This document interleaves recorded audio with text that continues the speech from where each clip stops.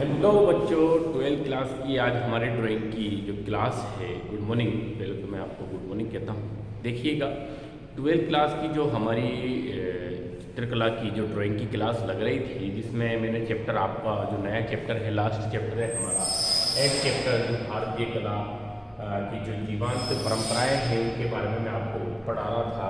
और आज हमारा जो टॉपिक है वह है प्राचीन लोकप्रिय चित्रकलाएँ। जो प्राचीन लोकप्रिय चित्रकलाएँ हैं उनके बारे में हम पढ़ेंगे कि इस चैप्टर के अंतर्गत हम क्या क्या पढ़ेंगे। देखिएगा, जो चित्र परंपराएं हैं उनके बारे में मैं आपको बताता हूँ। देखिएगा, बिहार में मिथिला या मधुबनी पेंटिंग, जो बिहार में मिथिला या मधुबनी पेंटिंग के बारे में हम जानेंगे।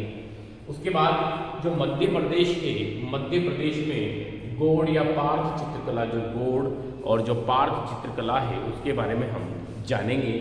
उसके बाद मेरा जो अगला है वो है महाराष्ट्र में जो वारली जो चित्रकला है, वारली जो पेंटिंग है उसके बारे में हम जानेंगे। और जो गुजरात में है, जो गुजरात में पिथोरा जो चित्रकला है, पिथोरा चित्रकला के बारे में हम जानेंगे। उसके बाद हम राजस्थान की जो फड़ चित्रण हैं वो फड़ चित्रों के बारे में जानेंगे। तो बिहार, मध्य प्रदेश, महाराष्ट्र, गुजरात और राजस्थान की जो परंपराएं, जो चित्रकलाएं हमारे भारत में चलती हुई आई हैं, जो भारतीय परंपराएं चलती हुई आई हैं उनके बारे में हम इनमें जानेंगे। तो हमारा जो टॉपिक है वो करते हैं बिहार की मिथिला पेंटिंग से चालू।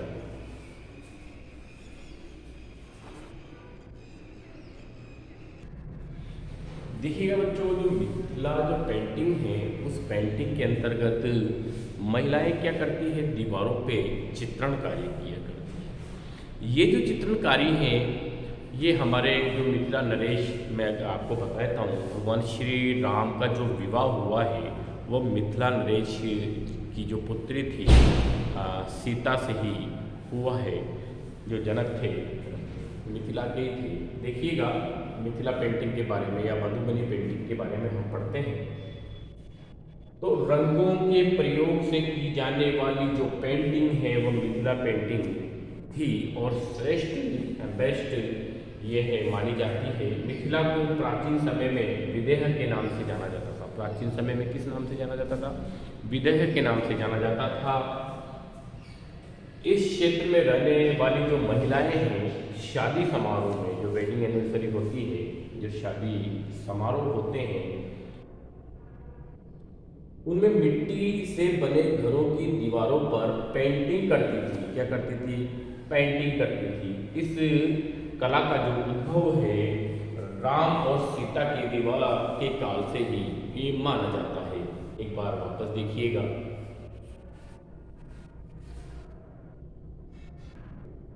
देखिएगा, मिथिला जो पेंटिंग है रंगों के प्रयोग से की जाने वाली पेंटिंग है। मिथिला की जो पेंटिंग श्रेष्ठ मानी जाती है। मिथिला को प्राचीन समय में विदेह के नाम से जाना जाता है। इस क्षेत्र में रहने वाली जो महिलाएं हैं, शादी समारोह में, शादी का जो समारोह होते हैं उसमें जो मिट्टी से जो बने घरों में जो घरों की दीवारें होती हैं उन पर विभिन्न प्रकार की पेंटिंग जो करती है। इस कला का जो उद्भव है राम और सीता के विवाह के काल से ही क्या है माना जाता है। चलिए आगे मैं आपको मिथिला जो पेंटिंग है उसकी विशेषताओं के बारे में बताता हूँ। देखिएगा, मिथिला चित्रों की विशेषताओं पर हम आते हैं। तो मिथिला जो पेंटिंग हुआ करती थी उसमें जो घरों के 3 क्षेत्रों में जो 3 दीवारें, महत्वपूर्ण 3 दीवारें मानी गई हैं, तो 3 क्षेत्रों में रंगों का प्रयोग करके चित्र बनाए जाते थे। 3 जो 4 दीवारें होती हैं जिसमें 3 रंग, 3 दीवारों का प्रयोग किया जाता था और चित्र बनाए जाते थे। इन चित्रों में जो केंद्र में बाहरी भाग होता था, केंद्र का भाग और बाहरी भाग या पूर्वी हिस्से, जो पूरब के जो हिस्से होते हैं, एक बार वापस देखिएगा, इन चित्रों में केंद्र या बाहरी भाग या पूर्वी हिस्से में कुल देवी का चित्रण बनाते थे। ये जो कुल देवियाँ होती हैं, इनकी कुल देवी देवता होते हैं, तो कुल देवी का ये चित्र बनाते थे। मकान के दक्षिणी हिस्से में मानव चित्र बनाए जाते थे। जो मकान का जो दक्षिणी हिस्सा होता था उसमें मानव चित्रों को ये बनाया करते थे। बाहरी दीवारों पर देवी, जानवर या काम करती महिलाओं के चित्र बनाए जाते थे। जो बाहरी दीवारें होती थी उन पर या तो देवी का चित्र या जानवरों का चित्र या काम करती हुई महिलाओं के चित्र यहाँ पर बनाए जाते थे। बरामदे में जो अंदर जो बरामदा हमारा जो चौक होता है, बरामदे में अंदर की तरफ जो कुल देवता के चित्र बनाए जाते थे। जो हमारे कुल देवता हुआ करते थे चित्र ये बनाया करते थे। वापस देखिएगा, बरामदा जो घर के अंदर जब प्रवेश करते हैं तो अंदर का जो भाग आता है, जो चौक आता है, इसे बरामदा कहते हैं। तो बरामदे के अंदर की तरफ कुल देवता के चित्र यहाँ पर देखने को मिले हैं हमें। सबसे अधिक जो आकर्षित व रंगारंग चित्र है, आकर्षित है, जो सुंदर है, आकर्षित मतलब आकर्षित करे, क्या करे, आकर्षित करे।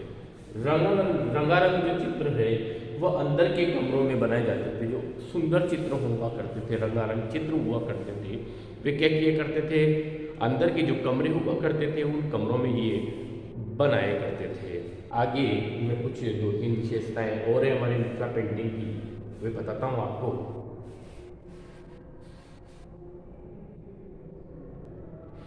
आगे की विशेषताओं को हम देखें तो दीवारों पर बनाए गए जो चित्र हैं, जिनमें भागवत पुराण, रामायण, शिव पार्वती की कथाएं, दुर्गा है, काली है आदि कथाओं का वर्णन यहाँ मिलता है। देखने को यहाँ पर क्या है, हमें मिलता है।